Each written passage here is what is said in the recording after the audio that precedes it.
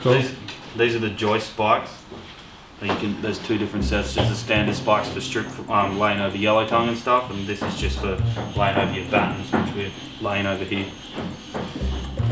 Put on, you just put the handle on. Right, so putting the push head on.